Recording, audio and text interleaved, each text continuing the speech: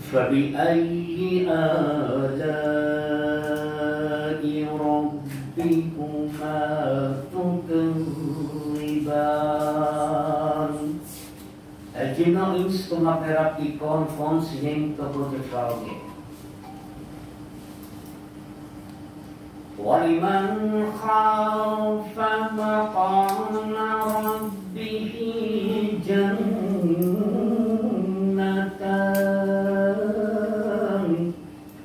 और वो जो अपने रब के सामने खड़ा होने से डरता है उसके लिए दो जन्नतें हैं। فبأي آلاء ربكما تكذبان। जिन्हों तुम अपने रब की कौन कौन सी नेमतों को दिखाओगे। ज़वाता अफ़नान फबिअय्यि आलाइ रब्बिकुमा तुकज़्ज़िबान।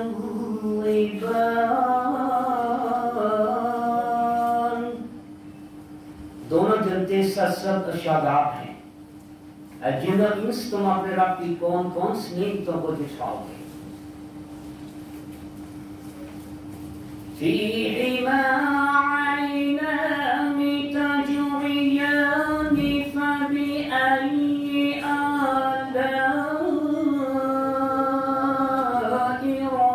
रब्बिकुमा तुकज़्ज़िबान। दोनों जनते सब शादाब हैं। जिन्हों तुम अपने रब की कौन कौन सी नेमतों को दिखाओगे। इनमें दो किस्म के चश्मे बैठते हैं। जिन्हों तुम अपने रब की कौन कौन सी नेमतों को दिखाओगे। फीहिमा मिन कुल्लि फाकिहतिन ज़ौजान।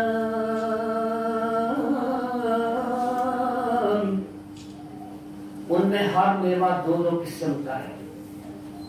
फबिअय्यि आलाइ रब्बिकुमा तुकज़्ज़िबान। जिन्हों तुम अपने रब की कौन कौन सी नेमतों को दिखाओगे। फबिअय्यि आलाइ रब्बिकुमा तुकज़्ज़िबान। सदक़ल्लाहुल अज़ीम।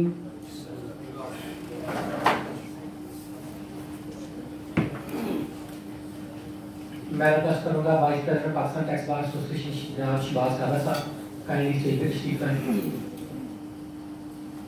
मैं रिक्वेस्ट करूंगा vice president Lahore tax bar association Sheela Batta sahab kindly stage पे तशरीफ लाएं। Saeed Arfan Al Shah former general secretary Lahore tax bar association, मैं उनको वेलकम करता हूँ। मैं रिक्वेस्ट करूंगा मुजाहिद साहब से नाते रसूल कबूल पे के लिए काइंडली स्टेज पे तशरीफ लाएं।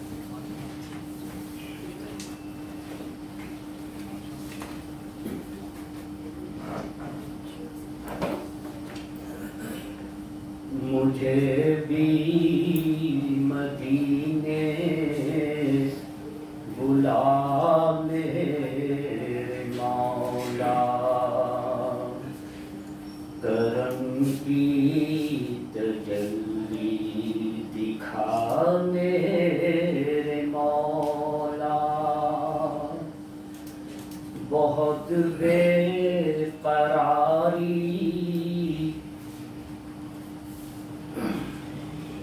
बहुत बेकरारी के आलम में हूँ मैं। मेरी बेकरारी मिटा मेरे मौला। जिसे तूने चाहा मैं उस पे फिदा हूँ। जिसे तूने चाहा मैं उस पे फिदा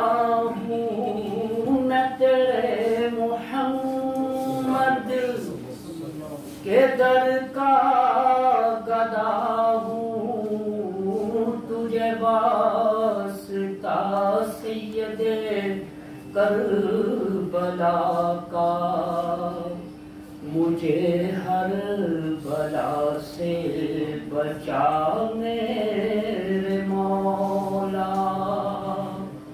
इन्हें भी मदीने बुला मेरे मौला, करम की तजल्ली दिखा मेरे मौला। मुहम्मद को तूने जो कुरान दिया है, मुहम्मद को तूने जो कुरान दिया है, करोड़ों दिलों में वो मुकम्मल छुपा है। ऐ कुरान के मालिक गुजारिश है तुझसे, ऐ कुरान के मालिक गुजारिश है तुझसे।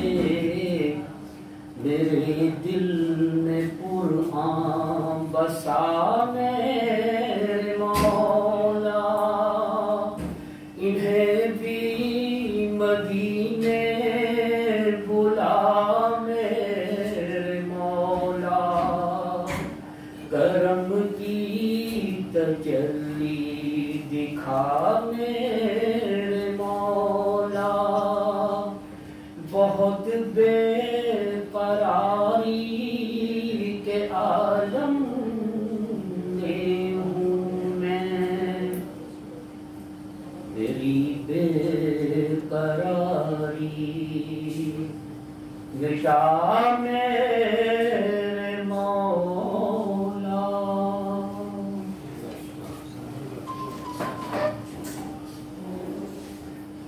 मेरी बेकरारी मिटा मेरे मौला। मेरी मैं रिक्वेस्ट करता हूँ, मैं वेलकम करता हूँ मान खालिद साहब, आप तशरीफ लाए, बहुत शुक्रिया आपका। मैं रिक्वेस्ट करूँगा सदर लाहौर टैक्स बार मोहम्मद नुमान जिया साहब का वेलकम गेस्ट तशरीफ।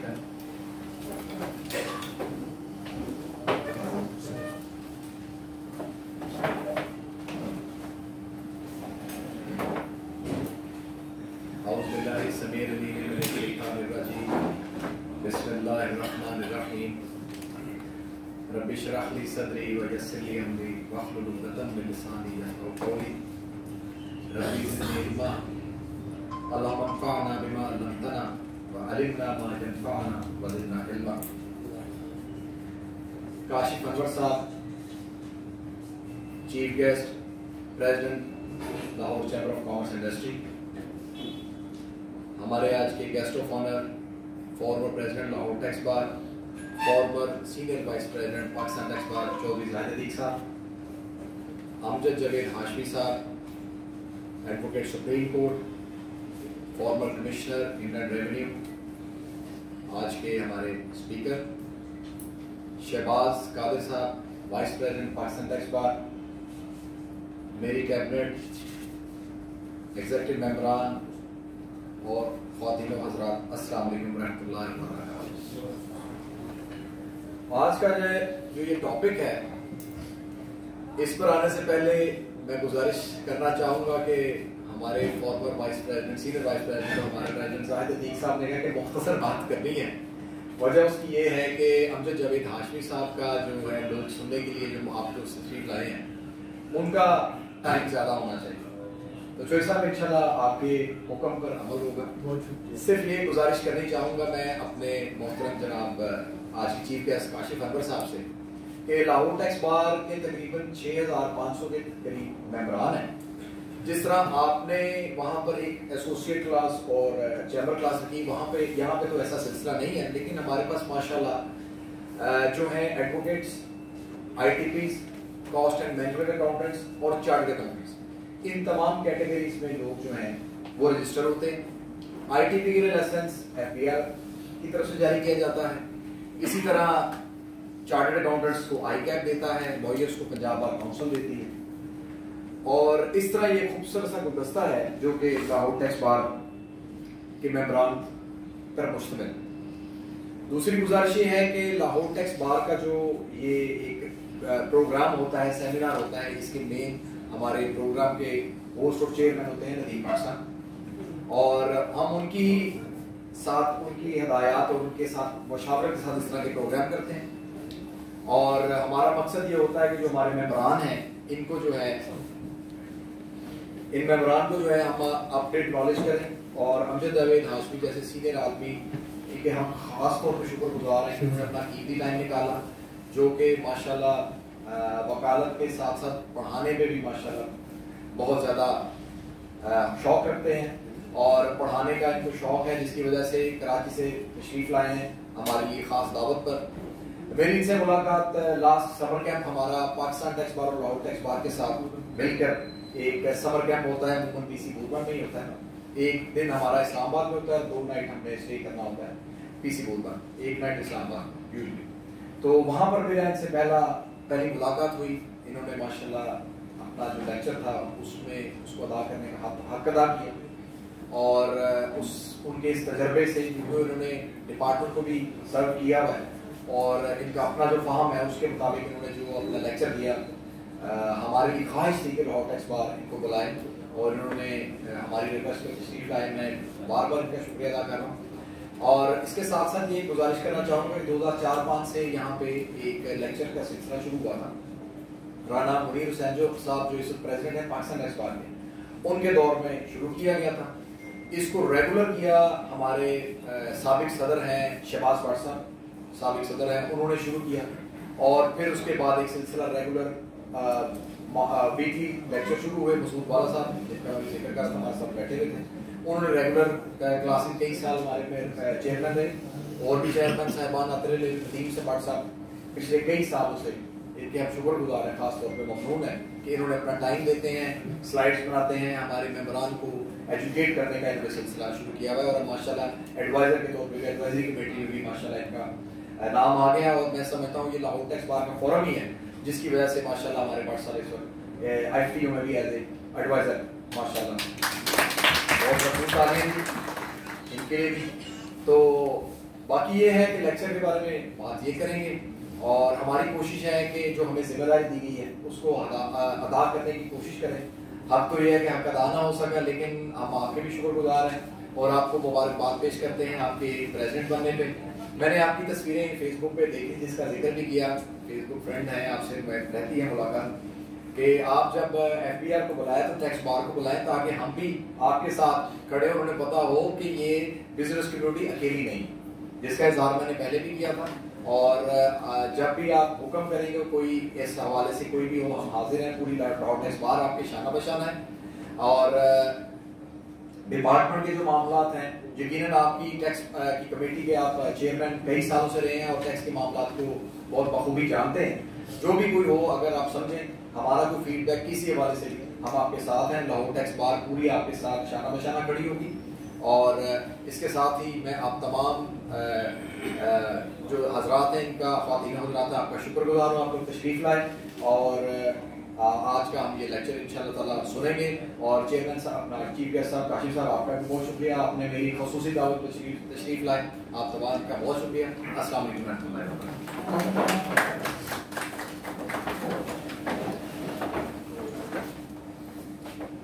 जी सदर मोहतरम, वजह फरमाया आपने। Lahore tax bar association Lahore chamber of commerce के साथ शाना खड़ी है। हमें आपकी स्पीच के दौरान ज्वाइन किया Farooq Majeed sahab, former vice president Lahore tax bar association, मैं उनको वेलकम करता हूँ। जनाब Nadeem Bhatt sahab, chairman LTBA tax academy, Masood Wala sahab, former chairman LTBA tax academy, Tazeem Al sahab, former executive member Lahore tax bar association, mister Abdul Rahim, former general secretary Lahore tax bar association, Ashif Ali Rana sahab, former vice president Lahore tax bar association, हमारा शाह छोटा भाई, उसको BLG को उससे उसको वेलकम करते हैं। जैसे कि चौधरी साहब ने आज के हमारे चीफ गेस्ट चौधरी साहब ने हुक्म किया कि हमने इसको थोड़ा सा मतलब हमने बचाना है, ताकि आज के हमारे स्पीकर मिस्टर अमजद जावेद हाशमी साहब को जो हमारी 12 अप्रोचेज हैं, 4 approaches of charges of tax income tax ordinance 2001, उसको सुनने के लिए मैं बिला तारीख मैं रिक्वेस्ट करूँगा हमारे आज के स्पीकर मिस्टर अमजद जवेद हाशमी साहब, advocate supreme court of Pakistan, kindly आप तशरीफ लाएँ और आज के जो लेक्चर है उसके ऊपर हम पूरी लाहौर टैक्स पर आपको सुनना चाहेंगे।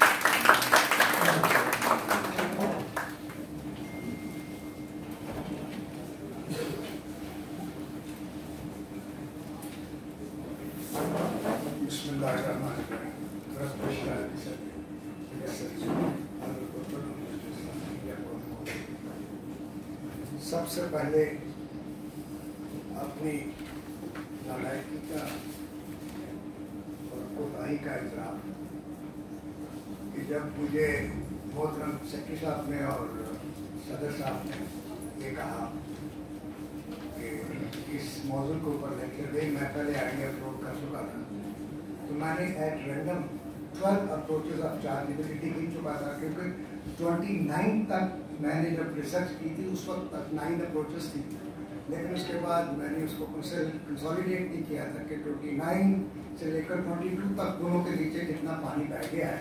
और फिर जब इनकी दावत में मैंने दोबारा किताब दोस्ती की तो मुझे अपनी नालायकी पता चली। तो आज का जो टॉपिक है, अमेंडेड टॉपिक, वो ये है 17 approaches of chargeability of income tax, और उसके 2 हिस्से हैं। 15 वो अप्रोचेज हैं which are in वो ऑपरेटिव हैं, और वो अप्रोचेज हैं जो प्रॉमिस्ड हैं और पोटेंशियल हैं। मैंने इन 17 approaches of chargeability of income tax का एक जिस्ट जो है वो सेक्रेटरी साहब को, प्रेसिडेंट साहब को मैंने पोस्ट कर दिया। गुजारिश भी कर दी है कि जो भी ईमेल के ऊपर अवेलेबल है वो तमाम दोस्त उसको मुस्तफीद हो सकते हैं।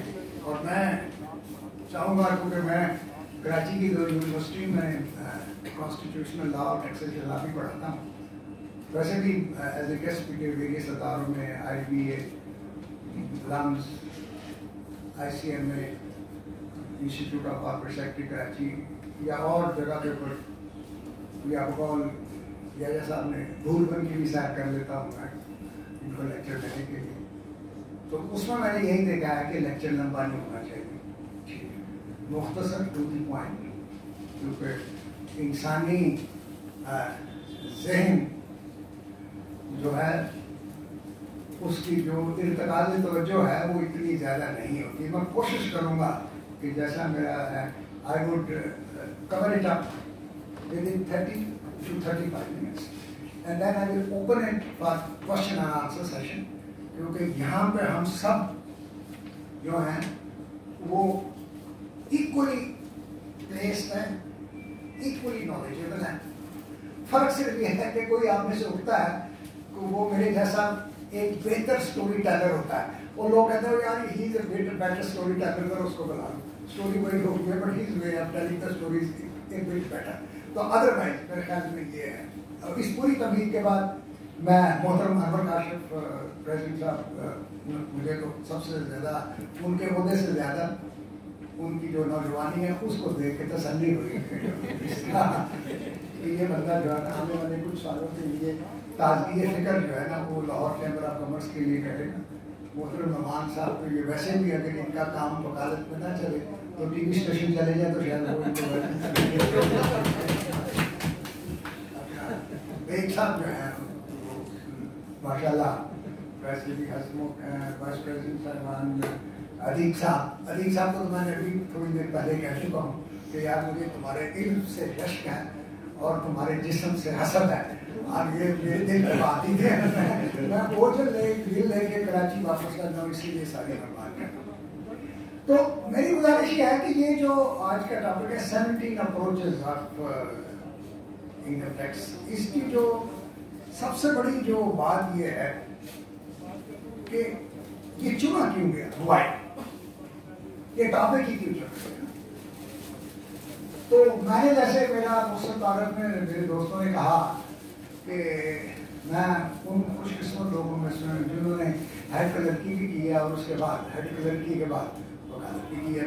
तो मैं दोनों साइड्स ऑफ द लॉ जो है ना उसको मैं जानता हूँ कि मैं इसका मतलब अपनी हद तक वो कहता हूँ इवन, और मैं जब ये कह रहा हूँ तो मैं असलियत का इजहार नहीं कर रहा, मैं एक फेर बात कह रहा हूँ कि टैक्स अफसरान बहसीत मजमूई इस काम के लिए बैठे होते हैं कि आपको टैक्स के सिलसिले में हेल्प करें, ठीक है। लेकिन होता यह है कि एक गलत आम सा बन गया है कि हम जब अपना केस प्लीड करते हैं ओरिजिनल लेवल के ऊपर, एडमिनिस्ट्रेटिव लेवल के ऊपर, तो हम कितनी सारे प्रिज्यूम चीजें कर लेते हैं और हम उनको जज ट्रीट करते हैं। जज के मुतालिक तो ये है कि ए जज always wears the law up his sleeves, लेकिन ब्यूरोक्रेसी के मुतालिक कहीं नहीं लिखा कि bureaucrat wears the law up his sleeves. ये एक मैं समझता हूँ एज ए प्रैक्टिसिंग लॉ है, जो मैंने लर्न किया वो ये है कि आपका किसी भी एडमिनिस्ट्रेशन के सामने जाने से पहले वेल प्रिपेयर्ड होना बहुत जरूरी है। अच्छा, अब जब जरूरी है तो इसकी मैंने गुजारिश की थी कि वाई दिस टॉपिक। इसका टॉपिक ये है कि मैंने ये एक और दूसरा मेरा तजुर्बा था। आज मुझे as a commissioner of income tax resign किए हुए और आज के दिन में अल्हम्दुलिल्लाह बफज़ल ताला 19वां साल मुकम्मल होने वाला है। तो उससे मैंने ये सीखा है, 3 चीजें जो मैंने सीखी हैं वो ये है कि जब भी किसी सरकारी महकमे का नोटिस किसी भी शहरी को, वो कारोबारी क्यों ना हो, वो Anwar Kashif president of the Lahore chamber of commerce ही क्यों ना हो, ठीक है, वो past president of past prime minister of Pakistan क्यों ना हो, सारे के सारे जब इसकी सरकारी महकमे का नोटिस आता है पाकिस्तान की हद तक, तो 3 रद्द-ए-अमल आते हैं। पहला रद्द-ए-अमल है खौफ का रद्द-ए-अमल, रिएक्शन ऑफ फियर। दूसरा रद्द-ए-अमल है बेजारी का, रिएक्शन ऑफ अवर्शन। और तीसरा रद्द-ए-अमल है बदगुमानी का, रिएक्शन ऑफ मिसअंडरस्टैंडिंग। अब ये 3 रद्द-ए-अमल है, कोई चौथा हो तो मुझे पता नहीं। अगर कोई बहादुर है, उसका मुझे नहीं पता, वो रद्द-ए-अमल ना दिखाता हो, तो उसमें ये नहीं कि मैं भी, मुझे भी कोई नोटिस आ जाए किसी सरकारी महकमे से, तो शायद मेरा ही रद्द-ए-अमल। फिर मैंने कहा कि रद्द-ए-अमल तो नेचुरल है, इसमें कोई छोटी बात नहीं है। वो इसलिए कि जब कुरान मुताला करते हैं तो जब हजरत मूसा अलैहिस्सलाम के सामने सांप, वो लाठी सांप लगे तो घबरा के नीचे भागने लगे, तो रब्बे करीम ने कहा अल्लाह तआला खौफ न करो। तो इसका मतलब है ना, खौफ करना किसी नई अचंभे से, किसी नई बात से खौफ में चला जाना कोई बड़ी बात नहीं है, ये फितरी सी बात है। हाँ, इसको काबू किया जा सकता है। अब हमें कोई रब्बे करीम की वही तो आती नहीं है, हमें तो हमसे बात करे कि ये शो का नोटिस आ गया इनकम टैक्स का, तो कोई हमें आवाज आए ला तखफ, हमारे यहाँ तो आता है। अब ला तखफ का तोड़ क्या है, वो यही है कि कानून को समझा जाए। कानून को जितनी अच्छी तरह समझेंगे तो उस कानून को कैसे समझना है। तो मैंने एक अगली बात जो मैंने अपने तजुर्बे से सीखी है कि कानून जो है उसमें, किसी भी कानून में 4 मकासद होते हैं जिस पस मंजर में कानून बनता है। तो जिसको हम अंग्रेजी में या सुप्रीम कोर्ट की, हाई कोर्ट की किसी भी अच्छी जजमेंट में कहते हैं लेजिस्लेटिव इंटेंट एंड पर्पस। वो लेजिस्लेटिव इंटेंट एंड पर्पस जो है उसके 4 कंपोनेंट होते हैं, जिसको क्यूमुलेटिव जब इकट्ठा गूंथ दिया जाए उनको तो वो इंटेंट एंड पर्पस बनता है। वो क्या है, what is the concept, basic concept क्या है इस लॉ का, इनकम टैक्स लॉ का। दूसरा, what are the liabilities that has been created by this law. तीसरा, what are the rights which are granted to a tax payer under this law. और चौथा, what are the powers which are granted to the tax machinery for giving those rights to the taxpayers and for enforcing those liabilities which are cast upon the taxpayer. इन चारों को जब cumulatively देखते हैं तो फिर हम वो जो खौफ का रद्द-ए-अमल है उससे बाहर आ जाते हैं, बेजारी के रद्द-ए-अमल से बाहर आ जाते हैं। बदगुमानी के रद्द से बाहर आ जाते हैं। हम एक principal well informed tax adviser lawyer की तरह बात करते हैं। शो का नोटिस पढ़ा और देखा कानून को देखा चाहिए इस नोटिस में, तो मेरे ख्याल में पावर जो थी वो कमिश्नर की वो 2 फरलांग की थी, ये नोटिस पढ़ा ये तो 3 फरलांग ट्रेवल करके आई कैन हेल्प यू। यार ये जो लायबिलिटी टैक्स में क्रिएट हुई है, इन टैक्स के लिए 4 शराइत बनती है इस प्रोविजन में जिस सेक्शन का नोटिस है, लेकिन इसमें देख रहा हूँ कि 3 शराइत पूरी है, चौथी मिसिंग है या सेकंड है। यार ये जो राइट मुझे दिया गया है, रिफंड का राइट है, एग्जम्पशन का राइट है, डिसीजन मेकिंग का राइट है, इस राइट के लिए 120 डेज दिए हुए हैं और इसमें ये तो 220 डेज के अंदर फैसला किया है, तो इसमें मेरा राइट जो है तो ये छीना है 220 डेज में फैसला करके, ये सेकंड है। अच्छा यार ये कॉन्सेप्ट जो है ये नया 22 के अंदर आया है, 7E का नया कॉन्सेप्ट आया है। इस 7E की चार्जेबिलिटी के लिए ये जो सेक्शन सब सेक्शन 2 के अंदर जो एक्सक्लूजन्स है इसमें तो 9 दी गई है और इसने मुझे शो का नोटिस दिया है, मैंने 9 की 9 एक्सक्लूजन पूरी की है। इसमें ये कह रहा है कि मैंने 5 एक्सक्लूजन पूरी किया है कि मैंने 9 की 9। तो इस तरह ये है, इस बैकग्राउंड में मैं ये चाह रहा था कि charge approaches of 17 approaches of chargeability जो है वो मैं क्यों दोबारा कनेक्ट कर रहा हूँ सारी चीजों के साथ कि चार्जेबिलिटी के 17 रोड्स हैं जो एक घंटाघर की तरफ जाते हैं और उस घंटा को कहते हैं कि मोर टैक्स लायबिलिटी, मोर या कम, इसको छोड़ दें, ये हमारा काम नहीं है। हमारा काम तो ये है कि शो का नोटिस आ गया उस वक्त क्या करना है और जब हम रिटर्न फाइल कर रहे हैं उस वक्त क्या करना है। ये उस पस मंजर के अंदर ये मैंने कहा कि 17 अप्रोचेज ऑफ चार्जेबिलिटी। अब वो क्या है, कुछ वो अप्रोचेज हैं जो आप सब जानते हैं, कुछ ये है कि जिनकी तरफ जैसे मैंने कहा एक बेटर स्टोरी टेलर जो है ना आज आपकी प्रोजेक्ट में देना है, वो आपने देखा होगा, लेकिन उसको उस तरह फोकस में किया होगा जिस तरह आज मैं फोकस करके आपकी प्रोजेक्ट दिला रहा हूँ कि भाई ये भी इस तरफ की तरह देख लो एट टाइम्स। वो क्या है और ये अप्रोचेस अपने मजाज में ना, अपने मजाज में 3 बड़ी अप्रोचेस है। एक अप्रोचेस है ना अपने मजाज में फिलोसॉफिकल कॉन्टेंट के अंदर इसके आगे 3 थीम्स हैं, इन 17 अप्रोचेस की 3 थीम्स हैं। जो पहली थीम है टैक्सेशन की उसको हमने कहते हैं एनटीआर, नॉर्मल टैक्सेशन रेजिम, जो कि लेजिस्लेटिव रियलिटी को रिप्लेस की हुई है। लेजिस्लेटिव रियलिटी बिजनेस की थ्योरी है कि ग्रॉस इनकम है, ठीक है, उसके साथ उस इनकम को जनरेट करने के लिए डिडक्शन है जो लाने की, ठीक है। उसके बाद ग्रास प्रॉफिट है। ग्रास प्रॉफिट के बाद आपके अंदर अकाउंटिंग डिडक्शन और है और फिर टैक्स डिडक्शन और है। आपने टैक्स पर्पज के लिए जो रिटर्न देनी है उसको इनकम नहीं कहते, वो अकाउंटेंट की इनकम है, लेकिन जो इनकम हमने एफडीआर को रिपोर्ट करनी है वो टैक्सेबल इनकम कहलाती है। अब टैक्सेबल इनकम कब बनती है, जब आपने तमाम राइट्स को करेक्टली रिपोर्ट करते हैं और एंजॉय करते हैं।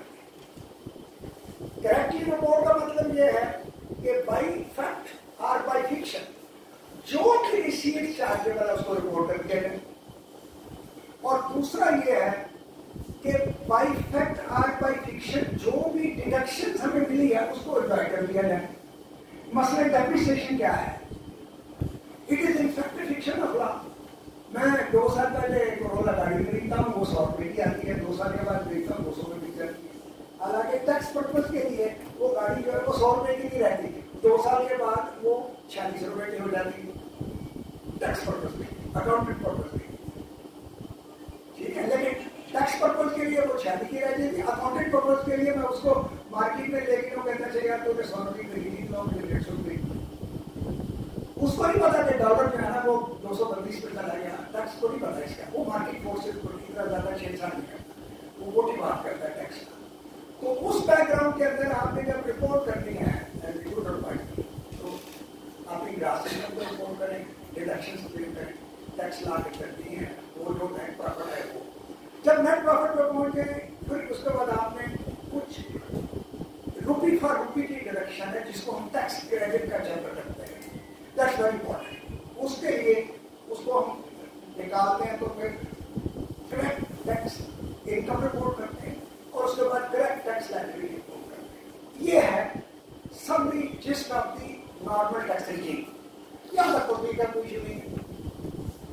फिर सारी दुनिया के अंदर जितने भी आपकी तरह के सही चार्टर्ड अकाउंटेंट्स थे, टैक्स एडवाइजर थे, टैक्स प्रैक्टिशनर्स थे, उन्होंने बहुत अच्छा मैच खेला with the respective revenue departments, particularly with the Americans. आप क्या कह रहे थे, हर काम में अमेरिकन आगे हैं, they are more responsible, they are more active. पांचवेरी के फैक्ट है, मजबूरन है, कोई काम करते हैं तो फिर उनको मानना पड़ता है कि हाँ उन्होंने काम किया होगा।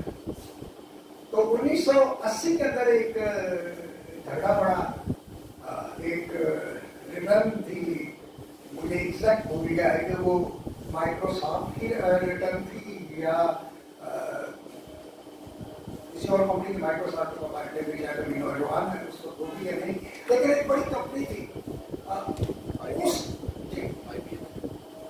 छोड़ दे जो भी। एक बड़ी कंपनी का मसला ये आया कि एफबीआई के जो चेयरमैन थे, उस वक्त के जो लेजिस्लेचर थे, उन्होंने कहा कि भाई ये इतनी बड़ी कंपनी है, इतनी बड़ी मल्टीनेशनल है, जब टैक्स की बात आती है तो लॉस का रिकॉर्ड है, तू जब हल बताओ भाई। तो उन्होंने हार्वर्ड के प्रोफेसर ऑफ लॉ है उनके और लेजिस्लेचर में मिला के एक कमेटी कायम की और हार्वर्ड के प्रोफेसर ने कहा देखिए कि एक ही तरीका ये है कि जो भी उसने ठीक किया है, लॉ किया है, तो this is a effective tax planning. आपने नॉर्मल लॉ टैक्सेशन रिजीम की जो सबसे बड़ी खूबी ये है कि maximum scope of tax planning जो है वो नॉर्मल टैक्सेशन रिजीम के अंदर है। बाकी जितने भी अजान बोले उसके बाद ही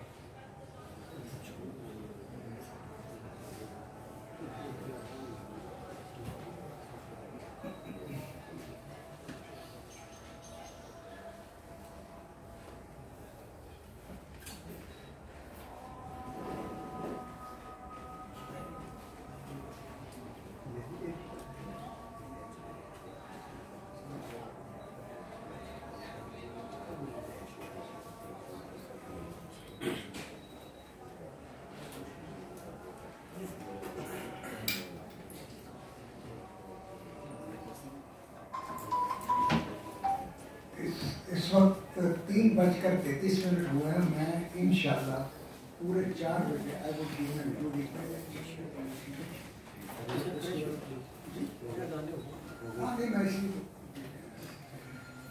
अब 17 approaches of chargeability of income tax. इसमें जो कंट्रोलिंग एक्सप्रेशन है वो चार्ज। ये चार्ज है क्या चीज? हम कल तो हम वेट ना कर रहे हैं, लेकिन ये एक मैं समझता हूँ बड़ी फाउंडेशनल कॉन्सेप्ट है समझने का। बड़ा चार्ज, चार्ज जिसको कहते हैं चार्ज ऑफ टैक्स, उसके 3 प्री रिक्विजिट्स हैं। नंबर 1, टैक्स क्यों लगता है, इसको कहते हैं बेसिस ऑफ टैक्सेशन। दूसरा है टैक्स किस पर लगता है, इंडिविजुअल पे या कंपनी पे, इसको कहते हैं बर्डन ऑफ टैक्सेशन। और तीसरा है कि टैक्स कितना लगता है, इसको कहते हैं इंसिडेंस ऑफ टैक्सेशन। अब ये तीनों चीजें जब एक्यूमुलेट हो जाती हैं तो उसको कहते हैं चार्ज ऑफ टैक्स। मसलन अगर आप नॉर्मल टैक्स रिजीम में सेक्शन 4 पढ़ते हैं जो कि फाउंडेशनल है, उसका सेक्शन 1, सबसेक्शन 2, सबसेक्शन 3 पढ़ते हैं, तो आपको टैक्सेबल इनकम के ऊपर 3 चीजें नजर आती हैं कि बेसिस ऑफ टैक्सेशन क्या है, टैक्सेबल इनकम होगी, इनकम होगी तो टैक्स लगेगा। रेट कितना लगेगा, रेट लगेगा जी अकॉर्डिंग टू शेड्यूल जो दिया हुआ उसके टाइम रेट लगेगा। और तीसरा वो किस पर लगेगा, तो उसने कहा जी एवरी पर्सन जिसकी टैक्सेबल इनकम है। तो फिर हमें ये भी नहीं पता चलता सेक्शन 4 में टैक्सेबल इनकम क्या है, तो फिर हम सेक्शन 9, 10, 11 में चले जाते हैं तो हमें वो पता चलता है कि टैक्सेबल इनकम के आगे 3 कंपोनेंट क्या है। तो इस तरह हम ये नॉर्मल टैक्सेशन को सेक्शन 4 से लेकर 11 तक होलिस्टिकली रीड कर लेते हैं और इसमें तीनों चीजें ट्रीट होती हैं कि टैक्स क्यों लगता है, टैक्स किस पे लगता है और टैक्स कितना लगता है। ये हो गया नॉर्मल टैक्सेशन। अच्छा, अब कोई भी टैक्सेशन रिजीम हो, मिनिमम टैक्सेशन रिजीम हो, नॉर्मल टैक्सेशन रिजीम हो या फाइनल टैक्स रिजीम हो, उसमें ये तीनों चीजें आप लाजमी पाएंगे। अगर तीनों में से कोई भी एक मिसिंग हो जाए तो समझे एक पक्की पकाई कॉन्स्टिट्यूशनल पिटीशन बनती है आपकी, जनाब ये तो 4 की मुकम्मल नहीं है, तो हम टैक्स की बात करेंगे। या पर्सन मिसिंग है, या रेट मिसिंग है, या बेसिस ऑफ टैक्सेशन मिसिंग है।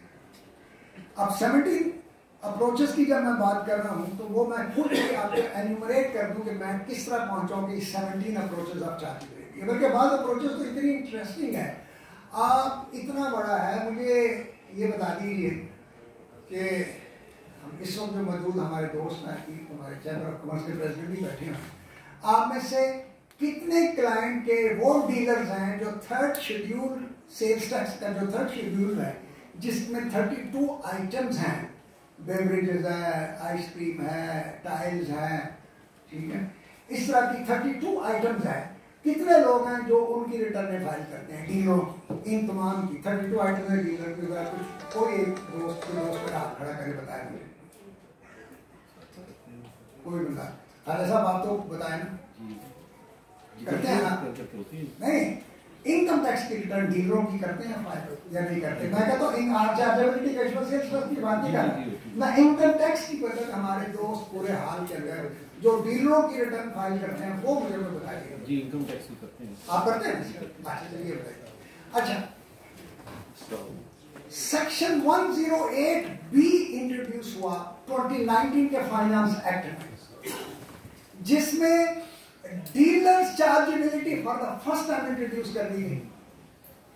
आप में से कितने लोगों ने अपनी रिटर्न के अंदर, मुझे तो ये भी मैं चूंकि मैं कभी रिटर्न फाइल नहीं करता, मेरे पास तो 90% लिटिगेशन इशू आते हैं। हाँ, मेरी टीम जो है ना, मेरे कुछ दोस्तों का हल्का है, मेरी जो जूनियर टीम है वो कंप्लायंस वाली टीम जो है वो रिटर्नों के सामने बैठती है। हाँ, तो कम से कम मेरे इल्म में आया, मुझे करेक्ट कर दीजिए कि 2019 के अंदर सेक्शन 108 भी आया जिसने डीलर के ऊपर एक एनहांस चार्जेबिलिटी ऐड कर दी ऑन प्री कंडीशन कि भाई अगर आप डीलर हैं बिस्कुट के, टाइल के, बेवरेजेस के, आइसक्रीम के, ठीक है, और स्टील के, वहां पर 32 आइटम लंबी लिस्ट है जो 3rd शेड्यूल की है। और नंबर 2 जो सप्लाई कर रहे हैं वो बंदा अनरजिस्टर्ड है, और जिसको आप सप्लाई कर रहे हैं वो एक्टिव या कोई और, आप खुद एक्टिव टैक्स पे लिस्ट पे नहीं है, तो उस सूरत में वो जो डीलर है उसकी जो कमीशन है उसका 75% हम इस कमीशन को भी एडेड इनटू इनकम कितने दोस्त हैं इस वक्त हाथ में बैठे हुए जिन्होंने अपनी रिटर्न फाइल की है 108B के अंदर 75% की एडिशन करके? नंबर 1। नंबर 2, जाके देख लीजिए आप सब लोग कि क्या जो रिटर्न इस वक्त आपके पास IRIS ने बनाई है उसके अंदर 108B को कैप्चर भी किया या नहीं किया? तो हियर कम्स आवर प्रॉब्लम कि हमारे यहाँ ये भी है कि मेरे कितने सारे दोस्त हैं, जूनियर कोलीग हैं, वो पूछते हैं कि यार यहाँ में ये काम नहीं हो रहा, वो इंक्लूडिंग मिनिमम टैक्स रिजीम की रिटर्नों के, वो यार ये और सिस्टम नहीं चुकता पे FBR ਨੂੰ गाला दे फलाने गाला अपने आप ਨੂੰ गाला कि यार सिस्टम नहीं चुका, ऐसा जवाब नहीं आ रहा है, कोई आगे सिस्टम टुकड़ा नहीं गया। तो मैं कहता हूँ कि यार सिस्टम नहीं टुक रहा, अच्छा तो ठीक है, बात करते हैं, पहले किताब लाओ मेरे पास। तो मैं कहता हूँ नहीं, ये सिस्टम नहीं चल सकता। क्यों? मैं क्या किताब में अमेंडमेंट आ चुकी है पिछले साल से, वो जो अमेंडमेंट आई है उसमें वो राइट रिटर्न ने कैप्चर नहीं किया। जो अमेंडमेंट आई है वो लायबिलिटी सिस्टम ने कैप्चर नहीं की। अगर नहीं आया कि तो तुम सर मारते रहो, वो कंप्यूटर में बोलेगा वो गार्बेज इन गार्बेज आउट, वो क्यों बोलेगा आपकी बात के ऊपर? You know the change in law but system does not know the change in law. तो वो एक है। अगर चार्जेबिलिटी की अप्रोच है तो फिर मैंने कुछ ऐसे केसेस आए तो उन केसेस को मैंने manually I address to the FBI और उन्होंने फिर सिस्टम को अकॉर्डिंगली चेंज किया। जो राइट था वो राइट इंट्रोड्यूस कर दिया। और मुझे जो पहले डिमांड आती तो रिफंड आ गया, लेटर आ गया कि अब आप रिटर्न बनाइए, अब आपका रिफंड जनरेट होगा तो आप रिफंड क्लेम कर लीजिए। तो ये भी एक है। तो अब मैं चार्जेबिलिटी में इसको मैं कर रहा हूँ, फिर एक और बात कर रहा हूँ। Amendment in the income tax law जब आती है तो क्या करती है? What is the amendment? क्यों आता है? क्यों हर साल फाइनेंस सारी दुनिया में आता है, हमारे भी आता है? क्या मसला है? क्या कोई बीमारी है FBR के अंदर? कोई बीमारी है? कोई वायरस है? क्या है? वाई सारी दुनिया के FBR जो है हर साल फाइनेंस एक्ट लेके आते हैं। तो क्या करते हैं? मकसद ये है कि जो फाइनेंस एक्ट है, कहने को तो फाइनेंस एक्ट है, लेकिन इनफैक्ट वो 4 चीजों से सालाना छेड़छाड़ का नाम है फाइनेंस एक्ट। और वो 4 चीजों की जो छेड़छाड़ सालाना करता है FBR थ्रू फाइनेंस एक्ट, उसको जब हम उनमें से एक चीज जो है वो ये है कि लायबिलिटी, नई लायबिलिटी क्रिएट कर देता है। क्या? नई लायबिलिटी क्रिएट कर देता है, या रेट को 1% का 2% कर देता है, 2 को 2 करता है, एक्टर कैश पेड लिस्ट करके डबल रेट भी लगा देता है। तो मकसद उसका क्या होता है? एनुअल फाइनेंस छेड़छाड़ करने का कि रेवेन्यू को मैक्सिमाइज करना, या जो टैक्स अवॉइडेंस के मेजर्स हैं, जो FBR के पॉलिसी मेकर्स हैं, वो समझते हैं कि यहाँ पे इस बैंकिंग इंडस्ट्री ने बड़ा कमाया है इस सालों में, तो इस का जो हाई प्रॉफिट है इसको कैसे कैप्चर किया जाए। तो एग्जिस्टिंग लॉ तो उसकी नीड पूरा नहीं करता। तो जो कि बिजनेस और इकोनॉमी बजाते ही एक डायनामिक चीज है। मसलन यूक्रेन में वार चली है, सारी दुनिया का ग्लोबल सिस्टम जो है ना वो रिवर्स गियर में चला गया, इंक्लूडिंग आवर्स। टेक्सटाइल इंडस्ट्री बैठ गई है, लोग बेरोजगार हो गए, बेपनाह कम्युनिकेशन जो ट्रैवल बैक कर रही है, कहीं काम हो कहीं हो रहा है, लेकिन सारी दुनिया के सिस्टम जो है ना उस एक बार की इकोनॉमिक फोर्सेस इफेक्ट हो रहे हैं। अब क्या होगा? यूक्रेन वार की जहां भी कोई भी है, हर मुल्क का FBR उसकी अपनी अपनी जो पिक्यूलियर इकोनॉमिक फोर्सेस एक्ट कर रहे हैं उसकी रोशनी में रिएक्ट करेगा। उन रिएक्शन के नाम को जो लोकल, रीजनल और ग्लोबल लेवल पे आती हैं उनको हैंडल और रिस्पॉन्स करने का नाम है फाइनेंस एक्ट। उनमें से एक ये है कि फाइनेंस एक्ट के अंदर जो एक चीज आता है क्रिएटिंग न्यू लायबिलिटीज, 7E आ गया, 4C आ गया। वो जो न्यू लायबिलिटीज क्रिएट हो रही हैं हर साल, वो हम और आप जब ये सेक्शन खेलते हैं होलिस्टिकली नहीं देखते। मैंने सिर्फ ये कोशिश की है as a good story teller कि जहां जहां भी नई लायबिलिटी शुरू से अब तक आई है, वेरियस नेम से घबराए पड़ा है, मुझे पता चल गया इसकी रूह और मजाज चार्जेबिलिटी वाला है, तो चार्ज ऑफ टैक्स है, वो आज मैंने आपके सामने पेश कर रहा हूँ। तो that is why 17 approaches of charge of income tax. अब उसमें एक क्विक एनिमेशन, जो नॉर्मल लॉ टैक्स रिजीम है, जो पहली अप्रोच है हम सब जानते हैं, वो है section 4 subsection 2 subsection 1 subsection 2 subsection 3। ये है normal taxation approach, everybody knows it. उसके बाद सेपरेट टैक्सेशन अप्रोच है, that is 44A। Normal taxation मैंने तो पहले बता दिया, gross income, deductions, net income, और उसके ऊपर नॉर्मल टैक्स, और फिर टैक्स क्रेडिट, और फिर नेट टैक्स, ये है नॉर्मल टैक्स रिजीम। अब सेपरेट टैक्सेशन और फाइनल टैक्स रिजीम जो दो रजीमें हैं, सेक्शन 4 सब सेक्शन 4A और सेक्शन 4 सब सेक्शन 4B, और section 5A, 5AA, 6, 7, 7A, 7B, ये सारी क्या अप्रोचेज हैं? ये फाइनल टैक्स रिजीम की अप्रोचेज हैं। इसमें इन्होंने क्या किया हुआ है? ये फाइनल टैक्स की अप्रोच क्या है? ये अप्रोच वो है कि जिसके अंदर जो normal approach to arrive at net tax liability है, उसकी बजाय लेजिस्लेचर ने एक नॉवेल्टी, जिसको डॉक्ट्रिन ऑफ लेजिस्लेटिव नॉवेल्टी कहते हैं, कि मुकन्ना को ये हक हासिल है कि किसी भी वो उपज में नए अंदाज में within the precincts of the constitution एक नए अंदाज का टैक्स लगा सकती है। So far it is defined within the broader scheme of the income tax law as sanction by the constitution. तो वो नॉवेल्टी वाले इश्यूज आ जाते हैं उसके अंदर, जो बाकी अप्रोचेज हैं। अब एक अप्रोच है नॉर्मल टैक्सेशन अप्रोच, दूसरी है सेपरेट टैक्सेशन अप्रोच, तीसरी है final taxation regime section 44B का, चौथी है एग्रीगेट टैक्सेशन रिजीम, ये है सेक्शन 4B, जिसको हम दोस्त अक्सर सुपर टैक्स कहते हैं। इसके ऊपर बड़ा झगड़ा हुआ। ये जब मैं केस डिबेट कर रहा था वहां पे कराची के अंदर, तो हमारे अक्सर दोस्त जो थे वो ये लड़ाई कर रहे थे कि ये एग्रीगेशन टैक्सेशन रिजीम इसलिए गलत है कि सेक्शन 4 तो नॉर्मल टैक्सेशन रिजीम में टैक्सेबल इनकम है, यहाँ पे सेक्शन 4B में तो है नहीं है। लेकिन लेजिस्लेटिव डॉक्ट्रिन के यहाँ पे ये आप देखेंगे, सेक्शन 4 का नॉर्मल टैक्स रिजीम का बेसिस ऑफ टैक्सेशन क्या है? Taxable income. लेकिन सेक्शन 4B का जो बेसिस ऑफ टैक्सेशन है वो है एग्रीगेट इनकम। उसके अंदर 4 और इंग्रेडिएंट्स हैं। इंप्यूटेबल इनकम भी उसका हिस्सा है। टैक्सेबल इनकम की 2 किस्में हैं। टैक्सेबल इनकम जिसमें आपने डेप्रिसिएशन क्लेम नहीं करनी, कैरी फॉरवर्ड लॉसेस क्लेम नहीं करने, वो भी इसमें डाल देना है। उसमें डिविडेंड की पैसिव इनकम भी डालनी है, वो सारा करेंगे तो न्यू बेसिस ऑफ टैक्सेशन है वो सेक्शन 4B के अंदर आ गया।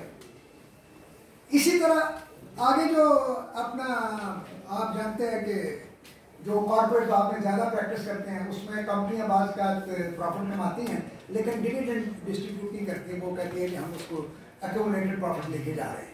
तो उसमें भी उन्होंने कहा कि नहीं, इसको भी हम टैक्स करेंगे।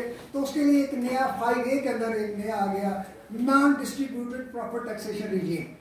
ये अकाउंटिंग प्रॉफिट है, ये पब्लिक कंपनी के ऊपर लगेगा और मुदारबा कंपनी के ऊपर लगेगा।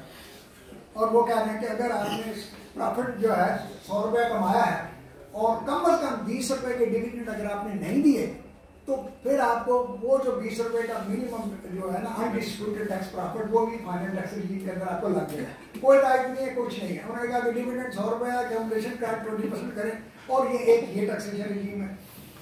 उसके बाद सुकूक टैक्सेशन रिजीम है 5AA। ये है कि ये पैसिव इनकम है कि आपने इस्लामी सूद कमाना है, तो इस्लामी सूद जो है ना, अगर कंपनी ले तो 25%, इंडिविजुअल ले तो वो 12.5%। ये सूद के बगैर भी चल सकता है निजाम सारा बैंकिंग। कोई गलत है डिबेट है सर, ये कब हमने करना है? ये वो सर बात की डिबेट। अभी तो वजीर खजाना साहब ने आके कुछ नए काम कर दिए, वो हम बाद में करेंगे, तो फोकस पे रहते हैं। बाद में नहीं, इसमें शामिल करें। चलो इंशाल्लाह किसी और लेक्चर में तो आपकी खिदमत में, मुझे चूंकि वो सूद के ऊपर मेरी ये वर्ष नंबर 275 है सूद बकरा की, 278, 279 हमें क्या कह रही है? लेजिस्लेशन जो है इसके मुताबिक होनी चाहिए। ठीक है। तो उसमें अगला जो टैक्सेशन रिजीम है वो देखिए, अब हमने क्या किया, बिल्डर्स टैक्सेशन रिजीम हम लेके आ गए।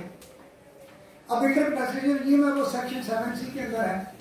एरिया ऑफ रेजिडेंशियल और कमर्शियल प्लॉट का जो है बिल्डर का आ गया। उसके बाद डेवलपर टैक्सेशन रिजीम हम 7D के अंदर लेके आ गए। अब ये सारे स्पेसिफिक टैक्सेशन रिजीम है। उसके बाद क्या है, हम मिनिमम टैक्सेशन रिजीम 113 के ऊपर ले गए। इसके ऊपर मैं आऊँगा, रिवर्ट करके आऊँगा इसके ऊपर थोड़ा सा, क्योंकि लोगों का इंटरेस्ट भी है, शेयर में न्यूज उसके ऊपर मैं वापस आऊँगा। उसके बाद अगला है 113C। ये है कंपैरेटिव टैक्सेशन रिजीम। मेरी नजर के अंदर मैं 113C को क्या टाइटल दे रहा हूँ, कंपैरेटिव टैक्सेशन रिजीम। ये अकाउंटिंग इनकम का कॉन्सेप्ट है, ये बिल्कुल इनोवेशन है। हर कंपनी के ऊपर है, अदर देन इंश्योरेंस कंपनी और बैंक और ऑयल एक्सप्लोरेशन इसमें यूनिट में नहीं है, और 70% of the accounting income applicable और अदर देन दी कॉर्पोरेट टैक्स। अब ये जो मैं आप मुझे बता दीजिए कि कम से कम मुझे एजुकेट कर दीजिए कि सब दोस्त बैठे हैं, कोई एक रूलिंग कराची से खैबर तक 113C के अंदर आपको नजर आई हो कंपैरेटिव टैक्सेशन, और मैं कह सकता हूं कि अगर मुझे मेरे हाथ में 15-20 हाईएस्ट जो लार्जेस्ट टैक्स पेयर और लार्जेस्ट मैन्युफैक्चरर है उनकी रिटर्नें मेरे हाथ में पकड़ा दी जाए तो मैं बता दूंगा कि इन रिटर्नों के अंदर किस किस टैक्सेशन रजीम के अंदर से खुला घुटाला हुआ है, बदनीयती से नहीं, बदनीयती से नहीं, lack of appreciation, lack of evaluation of the newly liability created at their correct interpretation. अच्छा, जुल्म सोने को पिछवाड़ा ये है कि इस तरह की जो कॉम्प्लेक्स लेजिस्लेशन अंडर ग्लोबलाइजेशन हम इंट्रोड्यूस कर देते हैं, तो उसके साथ मुझे नहीं पता, कम से कम मैं जब कमिश्नर था उस वक्त भी और बाद में भी जब प्रैक्टिस में आया तो भी मुझे तो नहीं याद कि कभी FBI वालों ने कोई सेमिनार इस तरह का करवाया हो और थ्रू आउट पाकिस्तान करवाया हो एजुकेट करने के लिए टैक्स बार को या चैम्बर ऑफ कॉमर्स को कि इसकी इम्प्लीकेशन ये है। ग्लोबलाइजेशन में बताया था, एक छोटा सा मजहूल, ठीक है, और लंगड़ा लूला एक्सप्लेनेटरी नोट आ जाता है। वो एक्सप्लेनेटरी भी क्या होती है, वो जो ओरिजिनल स्टैट्यूट होता है, ठीक है ना, उसकी एक बिल्कुल यतीमाना किस्म की रिप्रोडक्शन को वो एक्सप्लेनेटरी नोट कर देते हैं, लेकिन उसके पीछे जो एग्जेक्टिव पॉलिसी इंप्लीमेंटेशन की क्या है और उससे पहले लेजिस्लेटिव इंटेंट क्या है, उन दोनों की रिकन्सिलिएशन को मिसिंग रहती है। तो फिर सारा कसूर या मेरे ऊपर आ जाता है as a defending the right of the taxpayer, या फिर उस अफसर के ऊपर चला जाता है कि जो क्रिएटिवली थिंक करता है और हमसे गालियां खाता है इसने क्रिएटिवली क्यों थिंक किया, लेकिन उसकी मजबूरी है कि एग्जेक्टिव इंटरप्रिटेशन उसके पास तो है नहीं, उसने तो क्रिएटिवली थिंक करना उसकी मजबूरी है। अगला आ गया जी 4C आ गया, एग्रीगेट इनकम रिजीम।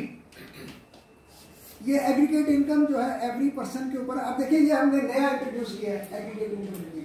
इसको मैंने कंपेयर किया कि 4B जो सुपर टैक्स है वो भी एग्रीगेट इनकम रिजीम है और इसका भी basis of taxation aggregate income. मैं आपको बार बार तवज्जो दे रहा हूं कि आपने इस फ्रेज की तरफ पहली दफा तवज्जो देनी है कि सेक्शन 4 जो नॉर्मल टैक्सेशन रिजीम है उसके अंदर taxable income is the basis of taxation, लेकिन 4B के अंदर और 4C के अंदर वो जो बेसिस ऑफ टैक्सेशन है वो एग्रीगेट इनकम है। वो 4-5 इनकम इकट्ठी होती हैं, उनको क्लब किया जाता है, फिर that is the basis of taxation aggregate income, उसके ऊपर वो जो टैक्स बनेगा वो होगा। फिर सेक्शन B और सेक्शन 4C के अंदर अगली बात ये है कि दोनों के दोनों self contained mini income tax law है कि कमिश्नर को यही पावर्स है कि अगर कहीं पे लॉस ऑफ रेवेन्यू हो गया तो इन्हीं सेक्शन को इन्वोक करते हुए वो रिट्रीव कर सकता है वो जो लॉस ऑफ रेवेन्यू। अब हमने एक लेयर इंट्रोड्यूस कर दिया 7E, aggregate capital asset regime. इसको जो मैंने टाइटल दिया, कोशिश दिया कि कुछ ऐसी जितनी कॉमन अंग्रेजी हो सके एग्रीगेट कैपिटल एसेट रिजीम। अब ये एग्रीगेट कैपिटल एसेट रिजीम जो है, अब इसके अंदर देखो कि लेजिस्लेटर इनोवेशन किया है कि भाई आपके पास असासे हैं, और बेसिकली तो ये इसके पीछे फिलॉसफी है कि हमारे यहाँ ये हो गया था, पहले भी एक दफा हुआ, अब नया दौर शुरू हो गया था कि लोग अपनी फैक्ट्रियां बेच रहे थे और प्लाट खरीद रहे थे। अच्छा, फैक्ट्री की सबसे बड़ी खूबी ये है कि इट क्रिएट्स जॉब्स, सबसे बड़ी फैक्ट्री की खूबी है, और बिजनेस की भी यही खूबी है, ट्रेडर की भी यही खूबी है कि एक किराने का दुकानदार भी कॉर्नर शॉप में जाएगा तो छोटा तो उसको चाहिए कि कम से कम एक बंदा तो डेफिनेटली सरकार का जो है ना इस मुल्क का शहरी जो है ना बहुत बड़ा रियल एस्टेट में तो होता ही नहीं है। रियल एस्टेट में तो आप 5 अरब रुपए की फाइलें आपके ड्राइंग रूम में पड़ी हुई हैं और जॉब किसी को भी नहीं मिल रहा। तो इस सरकार ने ये जो रियल एस्टेट के अंदर अनप्रोडक्टिव इन्वेस्टमेंट की, इसको डिस्करेज किया। उसके बाद के लोगों ने ये जो ब्लैक मनी या white money without going into detail किया, इसको डिस्करेज करना चाहिए। तो उसके आगे इसके अंदर मैं तमाम दोस्तों को जो कर रहे हैं 7E के अंदर जो रिटर्न में फाइल कर रहे हैं, उसमें 2 आइडिया देना चाह रहा हूँ कि सेक्शन 7E सबसेक्शन 2 और सेक्शन 7E सबसेक्शन 4 ये 2 बड़े क्रिटिकल है। जो सेक्शन 7E सबसेक्शन 4 है, इसके अंदर कंसेप्चुअल एक्सक्लूजन है। बस मैं रिपीट कर रहा हूं अपने एक्सप्रेशन को। सेक्शन 7E सबसेक्शन 4 उसके अंदर क्या है, कंसेप्चुअल एक्सक्लूजन है कि क्या कौन कौन से कॉन्सेप्ट्स हैं, कौन कौन से एसेट्स हैं, कैपिटल एसेट्स, जो कैपिटल एसेट की मिसचीफ में फॉल नहीं करते, वो 4 हैं। और उसके बाद आ जाएगा सेक्शन 7E का सबसेक्शन 2, उसके अंदर 9 कंप्यूटेशनल एक्सक्लूजन है कि अगर आप किसी 7E वाले की रिटर्न करने बैठ रहे हैं तो आप उसमें देख लीजिए कि क्या मैं रिटर्न फाइल करते हुए जब मैं कंप्यूट कर रहा हूं किसी की income aggregate capital asset return के अंदर, तो मैंने वो 9 एक्सक्लूजन किए हैं या मैं उसको ओवर टैक्स कर रहा हूं। That's very important. अगला 13 जो है वो है builder end developer project specific FTR। ये वो है Imran Khan builder friendly regime जो है, ये उसकी टैक्सेशन है। ये सेक्शन 100 के तहत इंट्रोड्यूस हुई थी, अब ये 23 तक है, लेकिन बताते खुद ये एक टैक्सेशन रिजीम है जो प्रोजेक्ट स्पेसिफिक रिजीम है, हर बिल्डर के लिए नहीं है, हर डेवलपर के नहीं है। जबकि पहले वाले जो 2 सेक्शन हैं, सेक्शन 5 और 5A, वो हर बिल्डर हर डेवलपर के लिए। लेकिन यहाँ वाली जो स्कीम है सेक्शन 100 की, it is project specific builders and developers के लिए। That is major difference. उसके बाद आ गया एक नई स्कीम इंट्रोड्यूस हो गई, समीटा टैक्सेशन रिजीम। अब ये समीटा टैक्सेशन रिजीम जो है ना, ये टर्नओवर बेस्ड आ गई है। Section 259A read with the 14th schedule.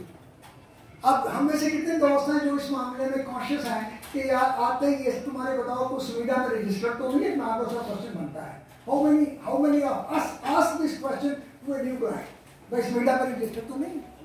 तो मेरी गुजारिश है जो 70 ये जो मैंने अप्रोचेस की हैं, इसको आप अपनी चेक लिस्ट के तौर पर भी इंट्रोड्यूस कर सकते हैं। अपने जूनियर को असिस्टेंट को कह सकते हैं कि ये 70 चेक लिस्ट है, जो भी आपके पास नया क्लाइंट है उसको पूछो ये 70 चेक लिस्ट में टिक टिक टिक करके, और उसके बाद उसमें से निकालो, बजाय वो जो पौने घंटे की या 2 घंटे की तकरीर है, वो आपका जो जूनियर था होमवर्क करके आपके पास ले आएगा, जनाब ये है इसके अंदर। दूसरा इसका आज का ये भी है कि एक बात ध्यान में रखिए, you can not be bitten twice. जितनी 17 अप्रोचेस जो ऑपरेटिव 15 अप्रोचेस टैक्सेशन अप्रोच है, किसी एक पर में टैक्स देना आपने, 2 टैक्स नहीं देने आपने, या नॉर्मल टैक्स रिजीम में देना है या मिनिमम टैक्स रिजीम में देना है, ना फाइनल टैक्स रिजीम में देना है। अगर कहीं पे आपने 2 दफा टैक्स देना है तो ये याद रख लीजिए उसका इनकम बेस कोई और होगा। नॉर्मल टैक्स रिजीम का इनकम बेस कोई और होगा और फाइनल टैक्स रिजीम का इनकम बेस कोई और होगा, फिर तो आप कर सकते हैं। लेकिन जब इनकम बेस डिफरेंट हो गया तो देन यू कैन, वो हमारी रिटर्न जो है उस वक्त उन्होंने दोनों को कैटर भी किया होगा उस हवाले से। नेक्स्ट आ गया जी time bound trader taxation regime है। ये भी 16, 17 और 18 के लिए आई थी, ट्रेडर्स के लिए आई थी, ये खत्म हो गई। ये भी शुरू में इसमें ये था बेसिस ऑफ टैक्सेशन था वर्किंग कैपिटल के 5 करोड़ से ऊपर ना हो। अब आ गई ये 2 है सेक्शन 99B और सेक्शन 99C। ये प्रॉमिस और पोटेंशियल टैक्सेशन रिजीम है, स्मॉल ट्रेडर के लिए आई और शॉपकीपर के लिए आई। ये है सेक्शन 99B। और दूसरी आ गई 99C स्पेसिफिक स्मॉल ट्रेडर्स। अब ये हो सकता है चैम्बर ऑफ कॉमर्स के दोस्तों ने लॉबी की हो, जिसके तहत वो लॉबी के हवाले से ला तो बन गया, लेकिन ये जो सेक्शन 99B और सेक्शन 99C अभी तक लावारस पड़े हुए हैं, जहां तक मेरा इस फकीर का इल्म है। जो रिलेटिव रूल्स हैं वो अभी तक नहीं आए जिसकी बेसिस के ऊपर इसको इंप्लीमेंट करना। उन्होंने तो कह तो दिया है कि हम मेडिकल प्रैक्टिशनर्स को, स्मॉल ट्रेडर को, इस तरह के लोगों को स्पेसिफाइड को हम एक स्पेशल रिजीम के अंदर लेके आए हैं, लेकिन उसमें एक्सप्रेसली अभी तक वो रूल मेरी नजर में नहीं है। और आखिर में वो मैं कंक्लूड करूँ जहाँ से मैंने शुरू किया था कि डीलर का जो टैक्सेशन रिजीम है जो सेक्शन 29 के अंदर आया 108 कि अगर आपकी सेल्स टैक्स के अंदर वो नहीं है रजिस्ट्रेशन और आप एक्टिव टैक्स पे लिस्ट के ऊपर नहीं है, तो फिर आपको जो डीलर का जो कमीशन है उसका 75% एनहांस करके फिर टैक्स की रिपोर्ट करनी पड़ेगी। तो समरी ये हुई कि जो आपकी कैनवस ऑफ लायबिलिटी है, आज का जो टॉपिक है वो ये है कि having a word I may be wrong here and there, it's sugar, बात कह देनी चाहिए और बात कहने से ही गलती निकलती है। वो here is one teacher with so many one student with so many teachers around me, तो they can always improve upon, मुझे बता सकते हैं कि मैंने ये चीज़ को मिस कर दिया। लेकिन कॉन्सेप्ट एक आपके साथ शेयर करना था कि जब हम जिम्मेदारी लेते हैं एज ए टैक्स लॉयर, तो हमारे ऊपर ये जिम्मेदारी है कि हम टैक्स लॉ के अंदर जो कैनवस ऑफ लायबिलिटी को उसके अंदर एक हेलीकॉप्टर व्यू ले रहे हैं या एंगुलर व्यू ले रहे हैं। तो मेरा तजुर्बा ये कहता है कि इन बहुत सारे केसेस में हम हेलीकॉप्टर व्यू नहीं लेते बल्कि एंगुलर व्यू लेते हैं। आज का लेक्चर जो था उस हेलीकॉप्टर व्यू को अभी तक एंगुलर व्यू से अवॉइड किया। गवर्नमेंट हेलीकॉप्टर व्यू ले रही है। मैंने 1 मिनट पहले अपना लेक्चर ओपन फॉर 4 बजने में 1 मिनट है।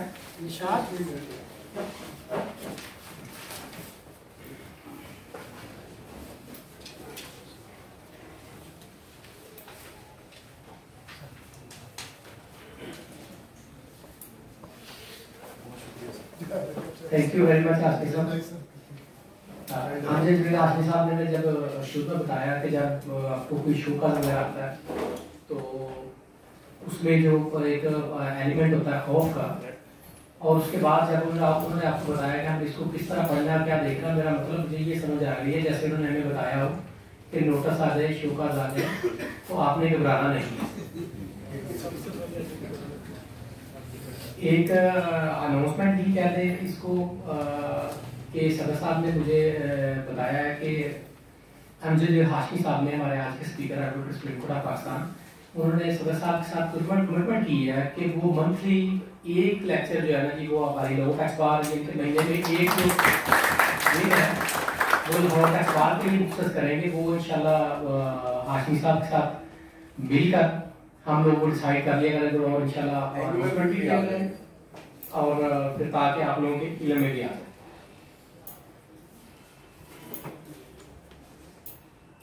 हमें ज्वाइन किया Sibullah Khan sahab, former vice president Lahore tax bar association, मैं उनको वेलकम करता हूँ। जुबैर भाई sahab, member executive committee Lahore tax bar association. Zubair भाई साहब से मेरी रिक्वेस्ट है कि काइंडली आगे तशरीफ ले आएं। मैं रिक्वेस्ट करता हूँ हमारे चेयरमैन लाहौर टैक्स बार LTB tax academy Nadeem Bhatt साहब से काइंडली वो स्टेज पर तशरीफ लाएं।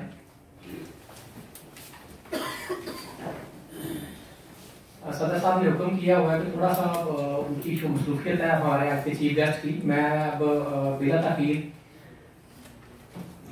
हमारी एक लाहौर टैक्स बार एसोसिएशन की नॉन पर्सनैलिटी, हर दिल अजीज शख्सियत जनाब मिस्टर ज़ाहिद चौर साहब, former president Lahore tax bar association, former vice president Pakistan tax bar association, मैं रिक्वेस्ट करूंगा kindly right to the chief guest.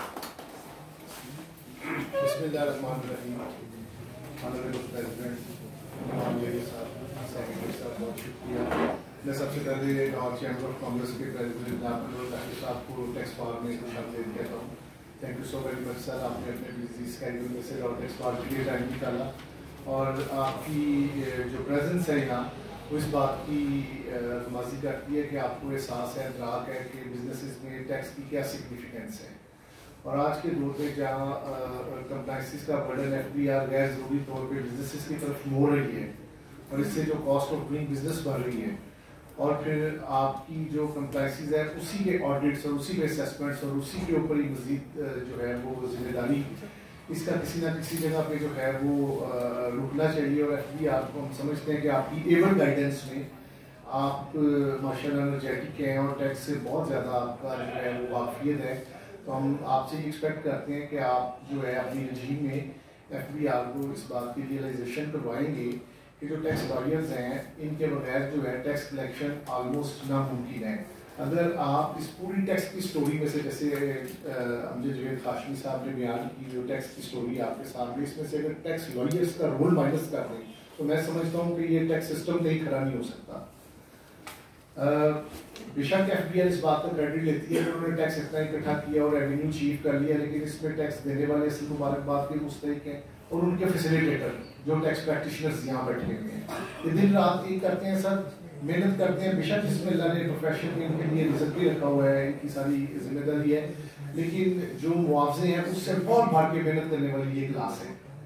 और ये बिजनेसमैन की पेन को अपनी पेन बना लेते हैं। वो जो फियर सर ने फरमाया नोटिस आते हैं, वो फियर एक्चुअली लॉयर सारा ले लेते हैं।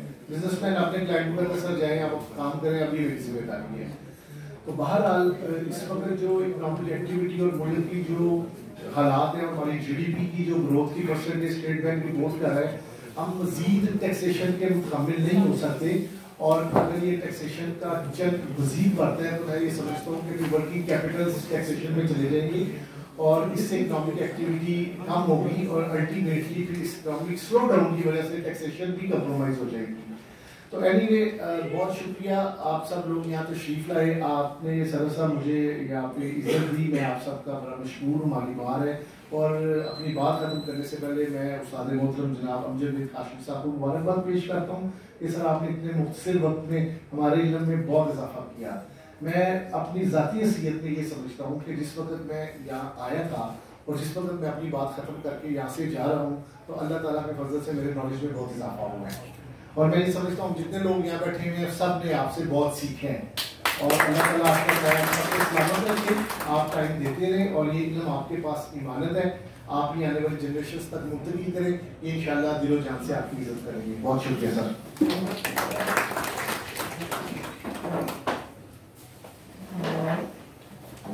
बहुत शुक्रिया चौर साहब।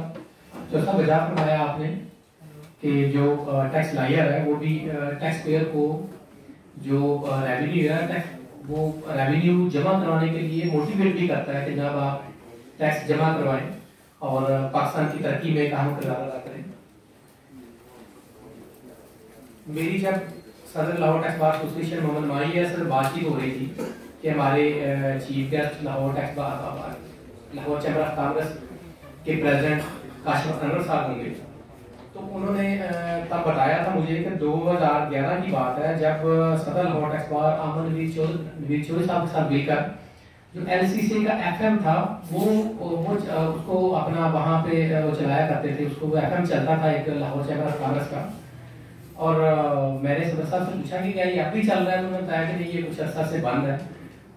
सदर आप हमारे साथ मौजूद हैं, लाहौर चैम्बर ऑफ कॉमर्स सदस्य हैं, उनसे भी रिक्वेस्ट करेंगे वो बताएं कि क्या ये दोबारा से एक्टिवेट हो सकता है, होगा या नहीं होगा। बिना तकलीफ मैं हमारे चीफ गेस्ट जनाब president Lahore chamber of commerce and industry Kashif Anwar साहब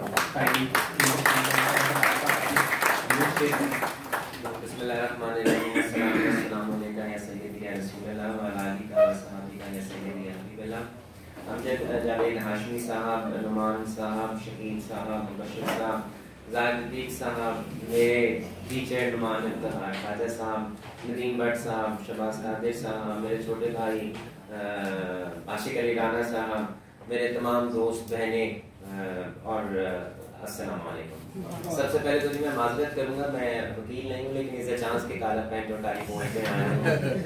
दूसरा, अमजद साहब एक आपकी तरह का टीचर था तो उसने मेरे जैसे स्टूडेंट से पूछा कि भाई 17 फलों के नाम बता दो, तो उसने 5 फलों के नाम बताया कि दर्जन केले और ये 17 फल हो गए। और आपने अपनी तकरीर के दरमियान बताया कि 4 ख्यालात जहन में आते हैं तो 5वां मेरे जहन में भी आता है। मैं जब उठने लगा तो पीछे देखा था कायद आज़म की तस्वीर है तो मुझे नजर नहीं आ रही थी। सर अब बात ये है कि जो हम आम फहम में समझते हैं वो यही समझते हैं कि टैक्सेस इसीलिए लगाए जाते हैं कि हमने अपनी बेस को नहीं बढ़ाना, हमने सिर्फ रेवेन्यू के टारगेट्स को पूरा करना है, तो और हम टैक्स सिर्फ इसीलिए लगाते हैं।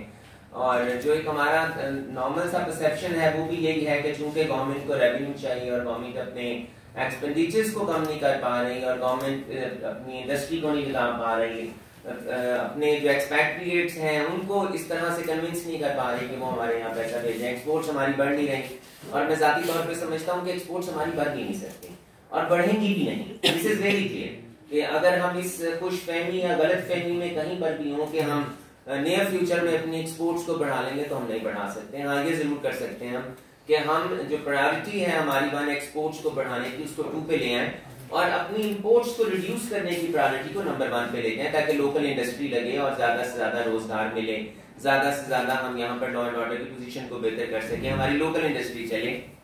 तो ये हम जरूर कर सकते हैं। इसके लिए जी जैसा कि जाहिद भाई ने कहा कि आप लॉयर्स और लायर और लॉयर में थोड़ा सा ही फर्क होता है, और lawyers are really very important. देखिए, हम आपके बगैर चल ही नहीं सकते, और ये हमें समझना होगा बिजनेस कम्युनिटी को। और मैं हर प्लेटफॉर्म पे ये बात करता हूँ, अच्छे लॉयर, खुदारा अच्छे लॉयर, किसी नॉर्मल लॉयर के पास ना जाएं। आप ये जरूर ये ना करें कि 2-3 हजार रुपए वाले लॉयर के पास चले जाएं और अपनी रिटर्न को प्रॉपर्ली सबमिट ना कर पाए। आजकल जी हमारा, चूंकि हमने भी 1 अक्टूबर को चार्ज लिया है और इस साल का मोटो हमारा है business compliance and facilitation year, और हमारे पास जितनी एसोसिएशन और जितने सेक्टर्स आ रहे हैं, हम उनको यही कह रहे हैं कि प्लीज अपनी रिटर्न की कॉपी अपने लॉयर से लें, उसको पढ़ें, उसे डिस्कस करें, उससे पूछें कि क्या तुमने मेरे एक्सपेंडिचर्स को, मेरे कैपिटल को, मेरे एसेट्स को प्रॉपर्ली उसमें किया है पोर्ट्रे कि नहीं किया। और अगर अभी तक आपने नहीं उसको की तो जरूर उसके साथ डिस्कस करें। और मैं ये भी अपनी कम्युनिटी को कहता हूँ कि खुदारा अपने लॉयर के देखें, क्योंकि हम ही में से कुछ लोग होते हैं जो प्रॉपर्ली गाइड नहीं करते। वो ये कहते हैं कि जितना तुम्हारा टैक्स कटा है बस मैं उसी के अगेंस्ट तुम्हारी रिटर्न डलवा दूंगा, तुम्हें टैक्स ज्यादा देने की जरूरत नहीं है। तो मैं तो यहाँ तक भी कह रहा हूँ कि खुदारा टैक्स ज्यादा दें, क्योंकि अपने कैश इन हैंड, अपनी वेल्थ, अपने कैपिटल को बनाएं, क्योंकि अगर आप अपने एसेट्स को डिक्लेयर नहीं करेंगे तो वो एसेट्स आपके नहीं है, वो एसेट्स स्टेट के हैं। तो सर हम बिल्कुल आपका जो है motto FPR lawyer business community, we are at the same page, और हम एक पेज पे रहे बगैर हम काम नहीं कर सकते।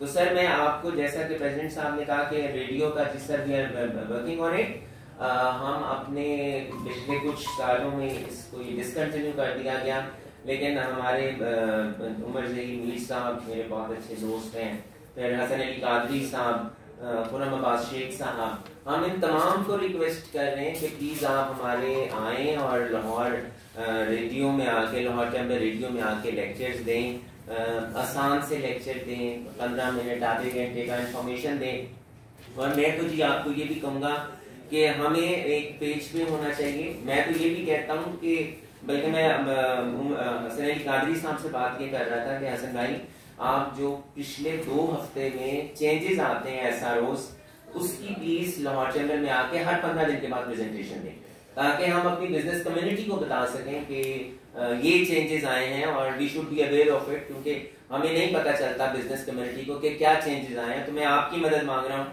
कि प्लीज आप यू स्टेप अहेड, प्लीज आप लाहौर टैक्स बार अगर हमें इस सिलसिले में इससे बेहतर असिस्टेंस दे सकती है, आप हमें फ्लायर दे सकते हैं। हमारा कम्युनिकेशन मोड बहुत अच्छा है, हमारा फेसबुक, ट्विटर, बाकी भी हमारे जितने भी ग्रुप्स हैं, हम वहां पर ये बता सकते हैं कि इस हफ्ते में ये चेंजेस आए, ताकि बिजनेस कम्युनिटी उससे अवेयर रहे। तो ये बहुत जरूरी है। मैं रिक्वेस्ट करूंगा कि प्लीज हम आपको एक फोकल पर्सन दे देते हैं, आप हमें एक फोकल पर्सन दे दें, ताकि जो भी चेंजेस आ रहे होते हैं हम उसके मुतालिक आपसे गाइडेंस ले लें, आप हमें एक फ्लायर दे दें। अगेन हम जी और हर तरह से लाहौर चैम्बर आपके लिए मैंने तो ये अपने दफ्तर के दरवाजे भी खोल दिए हैं, जस्ट वॉक इन, आप आए तो मेरे दफ्तर के दरवाजे खुले हैं, कोई अपॉइंटमेंट की जरूरत नहीं है, कोई कार्ड भेजने की जरूरत नहीं है, जस्ट वॉक इन। कोई आपको फैसिलिटी आपके मेंबर को नॉर्मली आपके पास लाहौर चैम्बर से रिलेटेड तो वो सर्टिफिकेट ऑफ ओरिजिन और मेंबरशिप के लिए आते हैं। Our doors are open for you, our hearts are open for you, our minds are open for you। और मैं ख्वाजा साहब से दोबारा रिक्वेस्ट करूंगा कि सर आपने लेक्चर देने का सिलसिला किया था, उसको दोबारा शुरू करिए sir, it is very important. With these words जी मैं आप सबका बहुत शुक्रगुजार हूँ कि आपने यहाँ पर बुलाया, और मैं रिक्वेस्ट ये भी करूंगा कि इस सिलसिले को जारी रहना चाहिए ताकि हम साथ रहें। अब तो वैसे भी 2 साल का टर्म हो गया है, तो मेरे अल्हम्दुलिल्लाह I will be the first president to have 2 years tenure इंशाल्लाह। तो जी हमें इसको जितना ज्यादा से ज्यादा हम अपनी गवर्नमेंट को भी वैसे अल्लाह के करम से जब मैं FBR के सामने बैठा हूँ तो आपकी कमी वहाँ महसूस नहीं होती, वो मैं बिल्कुल आपके बिहाफ पे बात करता हूँ अपनी कम्युनिटी के लिए, लेकिन विल बी मोर पावरफुल अगर आप लोग वहाँ पर आ जाएंगे ताकि हम एक पेज पे रहें, हम अपने केस को बेहतर तरीके से प्रेजेंट कर सकें। So with these words thank you very much.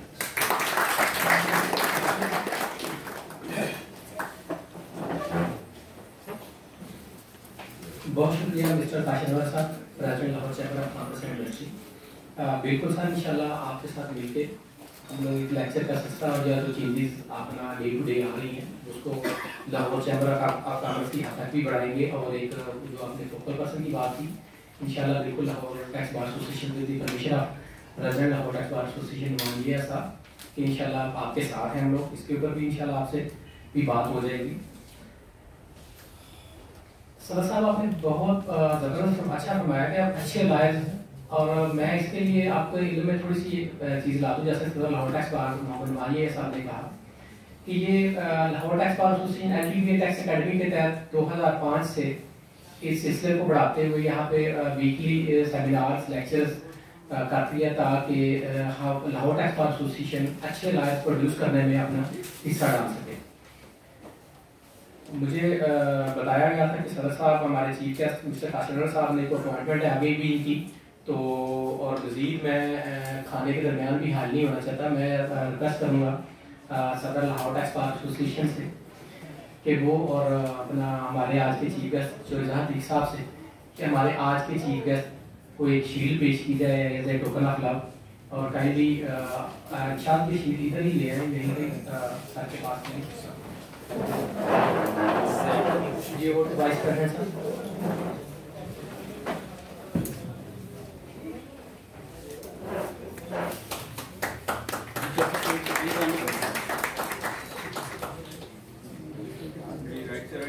सामने सारे थोड़ा सा ये स्टडी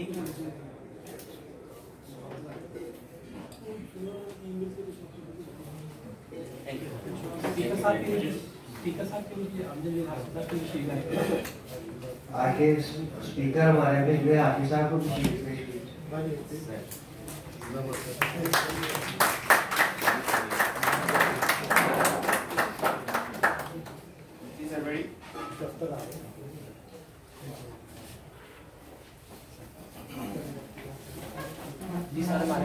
गेस्ट ऑफ ऑनर जो इजहार साहब को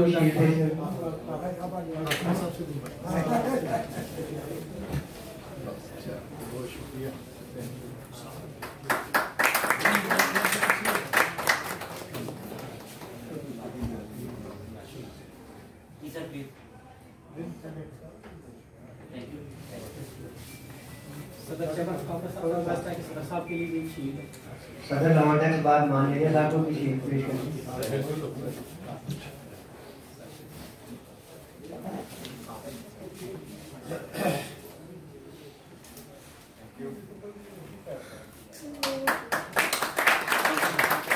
वाइस प्रेसिडेंट शीला भट्टा साहब को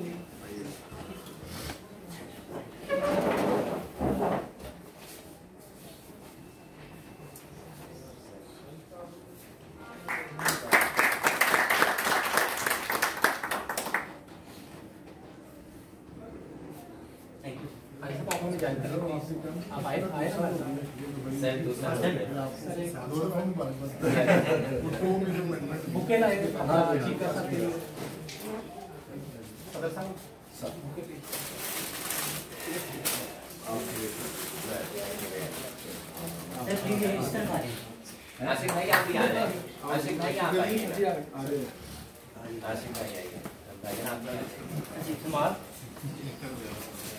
आप भी आ जाएंगे, आप तो हमारी चैम्बर की फेलो हैं, प्लीज चलेंगे मैडम को वो जगह मिल गई। जी सर प्लीज, ये रेडी देखिएगा सामने। Thank you very much. I am honoured. Abdul भाई साहब मैं सर आए और तो इस बार ठीक ठाक से कोई बात नहीं भाई, इतना है आ जाओ।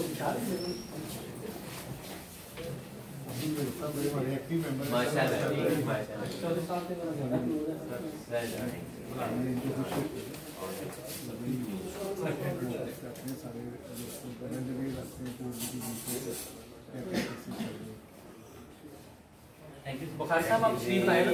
कैसे बुखारी साहब आप ही हैं? कैसे भाई आ जाएं, कैसे भाई आ जाएं, आ जाएं, आ जाएं, आ जाएं।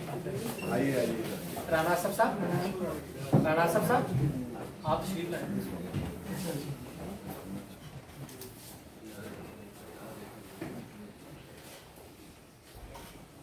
आजे आजे राणा साहब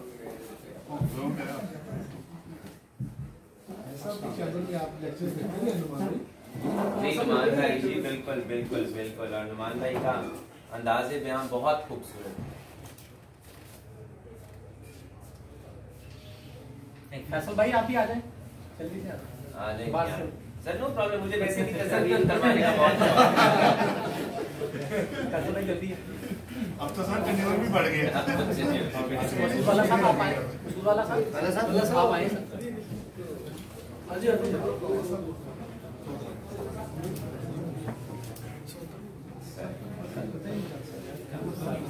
नहीं, बस मैं इजाजत दूंगा क्योंकि मैंने पहुंचना है, एक बोर्ड मीटिंग है सर। थैंक यू, मेरा आना जरूरी थी। Will be wait sir.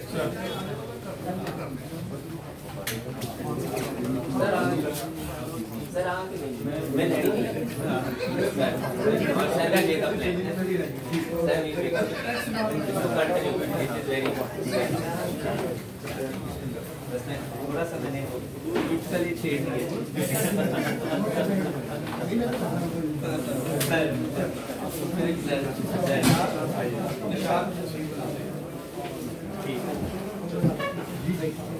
Sir please सामने देखिए।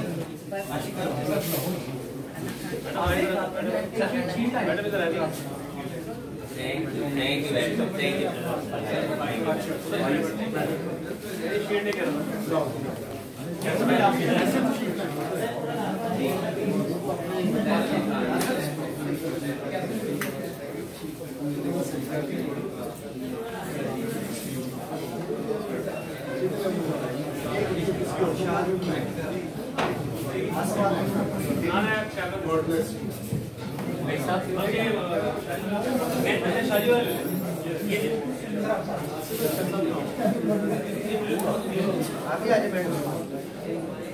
मैडम आए ना,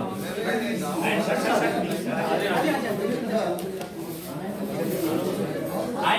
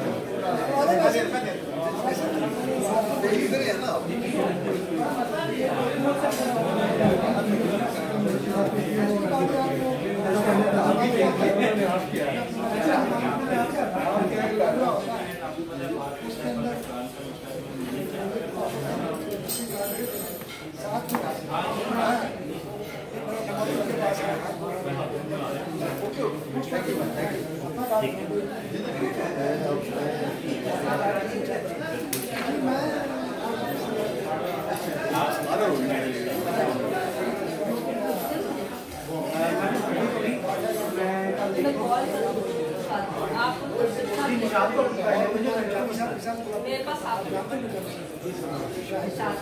निशात का निशात बहुत अच्छा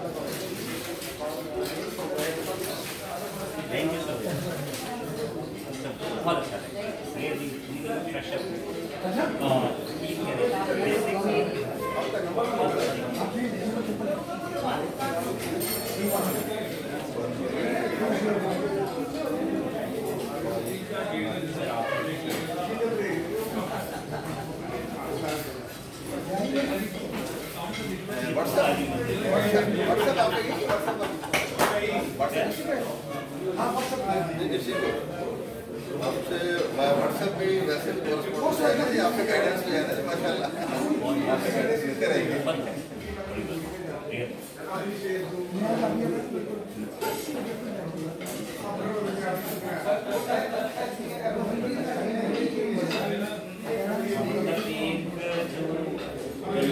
डायरेक्शन और अपनी लाइन अपनी एरर्स खुद ही अपना ऑडिट कर रहा है। आपका लेक्चर सुनते तो खुद अपना ऑडिट कर रहा है। ये देखिए यहाँ का लैब पूरा था, ये बहुत ये maintenance span of time with the time जो है ना और एक ही पहले लेक्चर